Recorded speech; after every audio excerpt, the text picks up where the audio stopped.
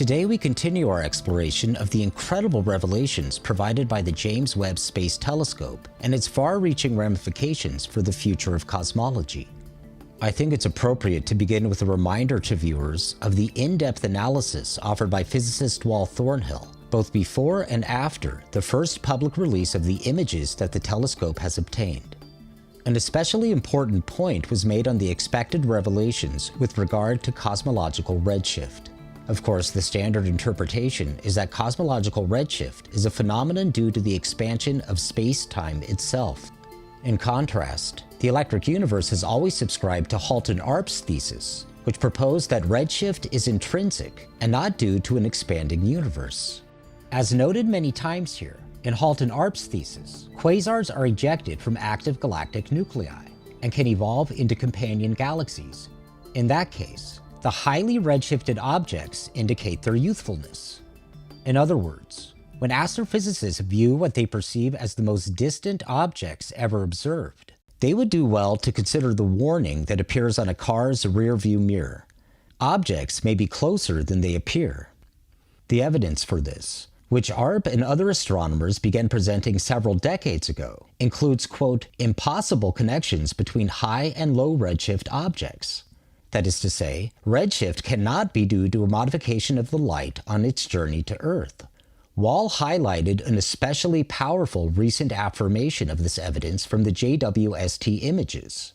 As he explained in an in-depth analysis on the influence of cosmic dust on the visibility of celestial objects in astronomical images, the JWST has confirmed, as Arp contended, that this image of Stephan's quintet clearly shows a quasar whose redshift in standard reasoning places it at 10 billion light-years from our perspective on Earth in front of the galaxy NGC 7319, whose redshift places it only a few 100 million light-years away.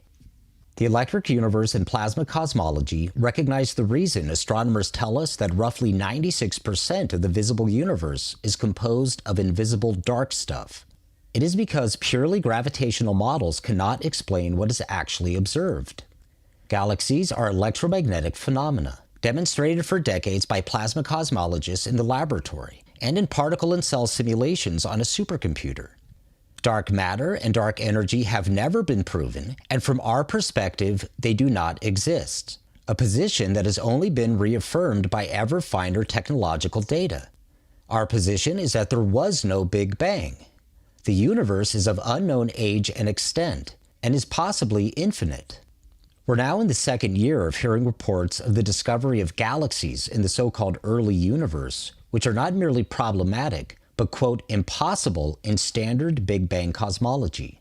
As we've previously discussed, the overabundance of mature galaxies at the so-called dawn of time has even led to at least one scientific paper proposing that the hypothetical age of the universe be nearly doubled.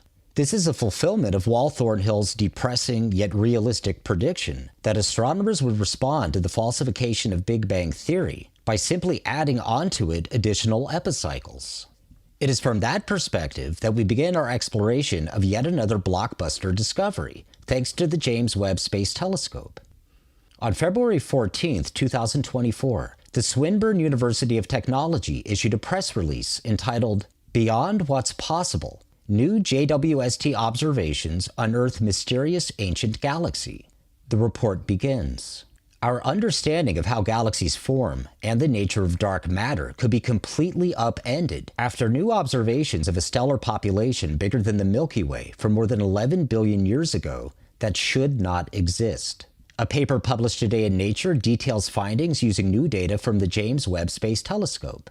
The results find that a massive galaxy in the early universe, observed 11.5 billion years ago, a cosmic redshift of 3.2, has an extremely old population of stars formed much earlier, 1.5 billion years earlier in time, a redshift of around 11.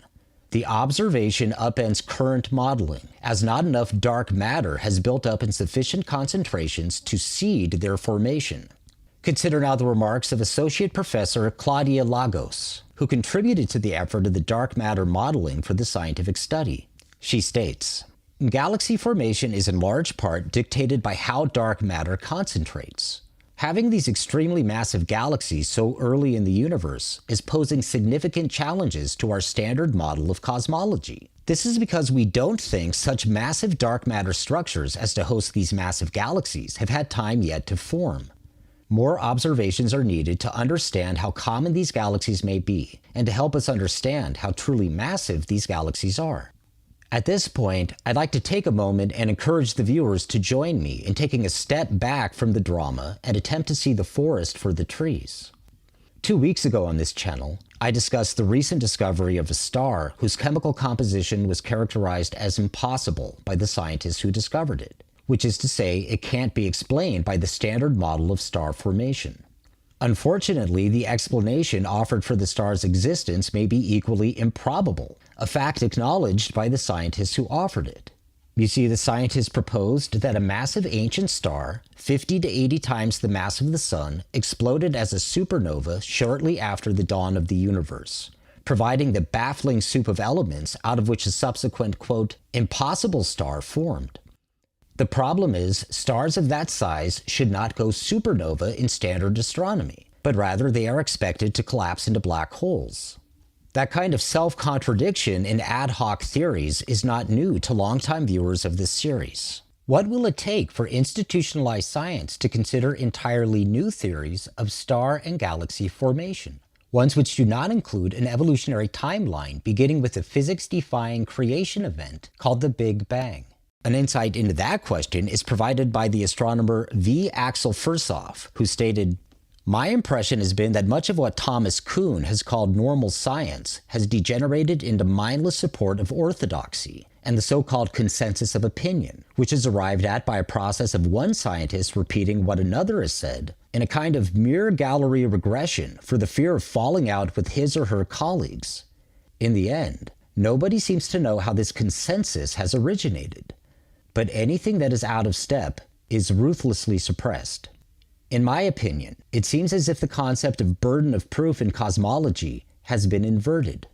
We've all heard the comment from self-styled skeptics that, quote, extraordinary claims require extraordinary evidence.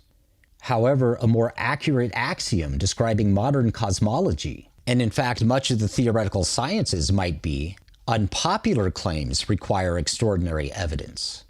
Popular claims, on the other hand, only seem to require a show of hands. There is no direct proof that dark matter exists. Valuable resources have been spent on the search for dark matter, and with investigators coming up empty-handed, the number of professional scientists who have suggested giving up the fruitless chase has continued to grow. In contrast, the other day Dr. Brian Keating posted a video entitled, "What if we detect dark matter?" I think a more rational question might be, why should any further resources, including taxpayer dollars, be expended on the continued search?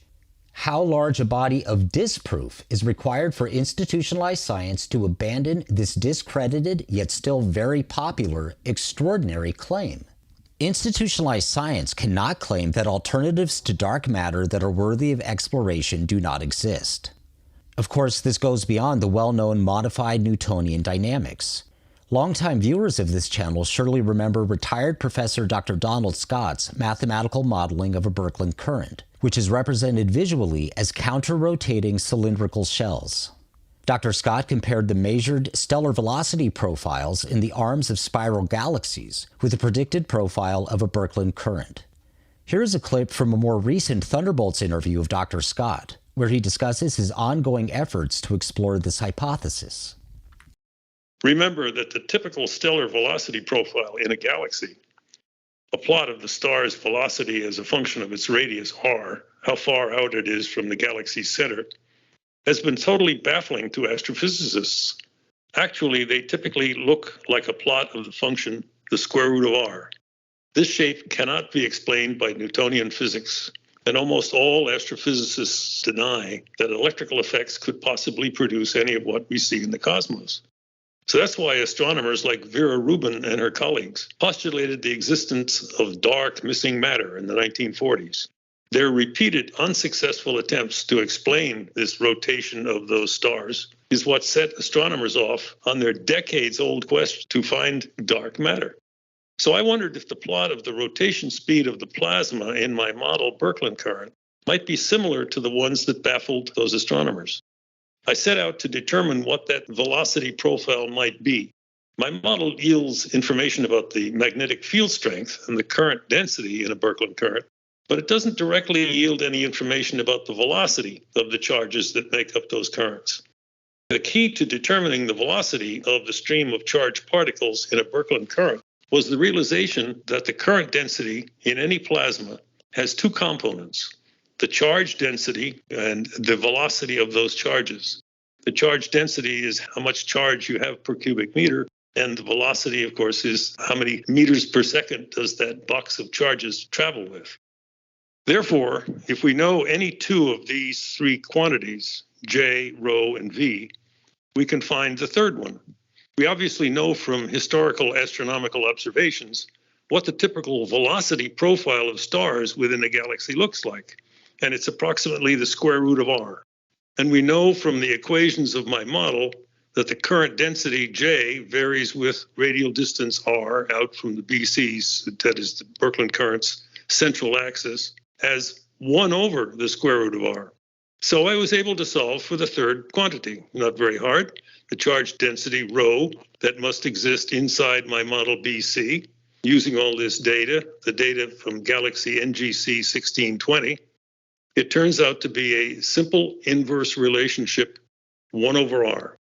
This clearly demonstrates that an electrical process exists that can produce the heretofore inexplicable stellar velocities that prompted astronomers to search for dark matter in the first place. If both star and galaxy formation are electromagnetic phenomena, then the need for a universe that is 96% dark disappears. And if cosmological redshift is intrinsic to celestial objects, there is no expanding universe, and there was no Big Bang. As Walt Thornhill always stated, there is no need for space science to compete with the creation myths of the world's religions. Now I would like to take a moment and speak primarily as a human being. Last year, we all lost our friend, colleague, and mentor, who was the leading voice on the electric universe theory, and a source of well-earned knowledge and wisdom on an incredible range of issues, all vital to human life. Walt was not a science critic, but a science explorer, and he recognized the need for all scientists to go beyond the narrow range of specialization that tends to dominate a professional scientist's life, to study every arena relevant to the question, what does it mean to be human? As Walt stated countless times, any cosmology that simply ignores that question has no chance for real success. Walt didn't advocate for rebellion or nonconformity for its own sake. He didn't see glory in anti-authority heuristics that simply seek to tear down scientific orthodoxy, rather than developing coherent, credible alternatives. Above and beyond all else, he simply wanted to know the truth, and inspire others to join him in the search. What does it mean to be human? It's a question with an infinite number of possible answers. But when it comes to our understanding of the universe and our place in it, I think we can agree that nothing is more important than personal intellectual responsibility.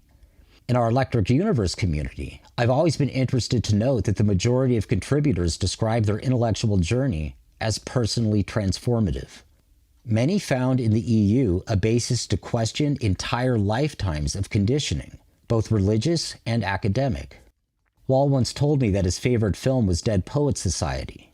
In that movie, Robin Williams plays a highly inventive, unorthodox, and inspirational teacher at a private school, who above all else encourages his students to develop a personal intellectual agency, to have the courage to think for themselves, even in the face of extraordinary external pressures. The end of the film is one of the most powerful in cinematic history.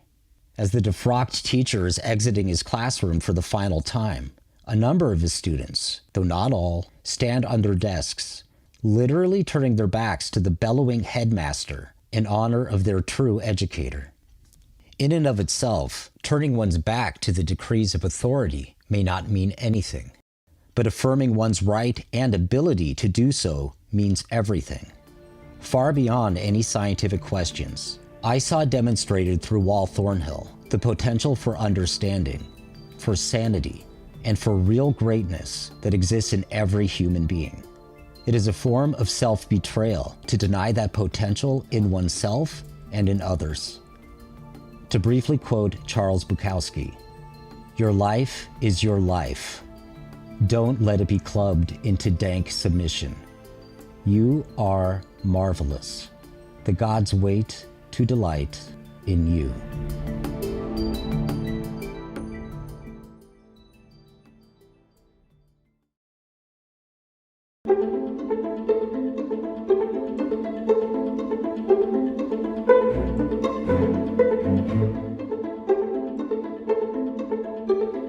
Thank you.